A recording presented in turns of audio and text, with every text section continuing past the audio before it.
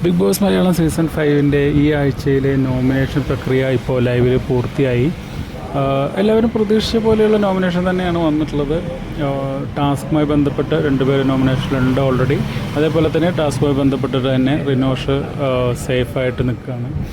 ശോഭ captain ആയതുകൊണ്ട് ശോഭയും safe തന്നെയാണ്.